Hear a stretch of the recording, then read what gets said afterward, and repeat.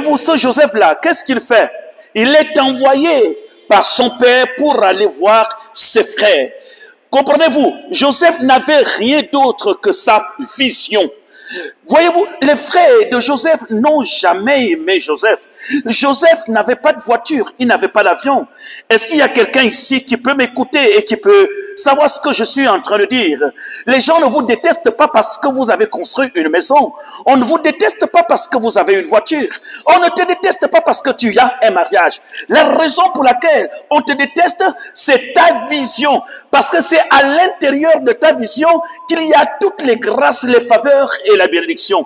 Donc, ton véritable problème que tu as autour des membres de ta famille, c'est que les gens sont contre ta vision. Ce que Dieu a mis en toi, ce n'est pas seulement le mariage qui crée des problèmes entre toi et les membres de ta famille. Ce n'est pas seulement le travail, ce n'est pas seulement ton entreprise et ta prospérité, mais c'est ce dont il voit en toi, la distance où tu dois aller pour atteindre tes objectifs.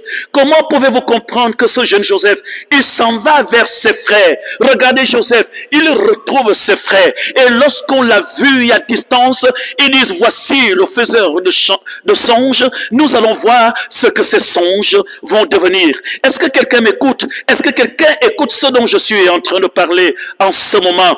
Il avait, Joseph, la nourriture pour donner à manger à ses frères. Mais ses frères lui ont dit, maintenant voilà, voici le faiseur des songes. Ce sont des gens à qui vous avez fait plus de bien, qui ont cherché ou bien qui vous ont détruit. Ce sont ces personnes que vous avez rendu service qui sont devenus de plus grands ennemis dans votre vie. Comme si rendre service à une personne était quelque chose de grave. C'est comme rendre service à quelqu'un était une déclaration de guerre. C'est dans quel monde nous sommes en train de vivre? Vous rendez service à quelqu'un, il devient votre plus grand ennemi. Il partait donner la nourriture à ses frères. Il aimait ses frères. Ce sont ceux-là que nous avons porté de l'amour, que nous avons apporté de la joie. Ceux-là que nous avions aimés étaient des premières personnes qui l'ont pris et qui l'ont jeté dans la fosse. Regardez, qu'est-ce qu'ils vont faire? Chacun, le visage de chacun sera transformé par la haine. Ils vont attraper Joseph. Regardez ce qu'ils le feront. Ils vont le jeter dans une citerne.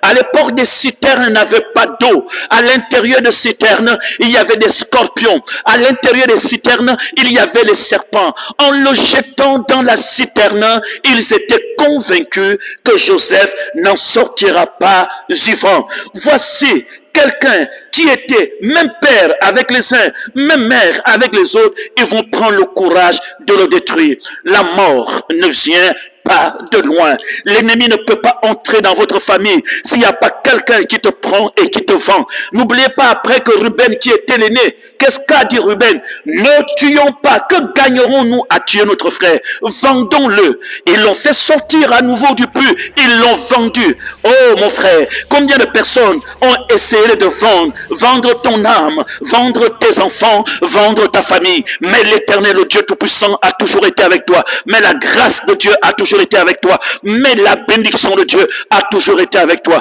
Voyez-vous, ce sont les Ismaélites qui sont venus acheter Joseph. N'oubliez pas que les Ismaélites étaient les enfants d'Abraham.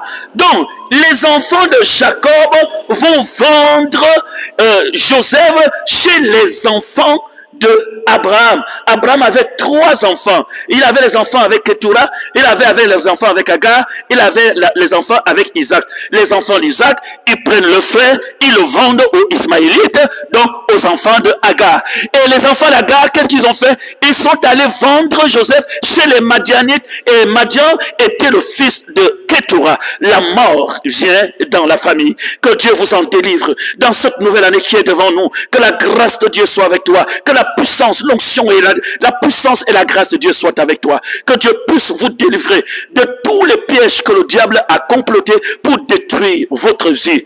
Attention aux membres de votre famille. Tout ce qui se lit sur le visage n'est pas ce qui est dans le cœur. La plus grande jalousie naît dans des familles. Pourquoi les gens sont jaloux? Les gens sont jaloux parce qu'ils convoitent les dons, il convoite les grâces, il convoite les étoiles des autres. Chacun doit être content et satisfait ce que Dieu a réservé pour lui. Ne cherchez jamais à vouloir, à désirer ce qui ne vous appartient pas. Sinon, votre cœur risque d'être détruit. Soyez des gens qui sont patients, qui attendent leur bénédiction. Que Dieu vous bénisse abondamment et que la grâce de Dieu soit avec vous au nom de Jésus. Amen.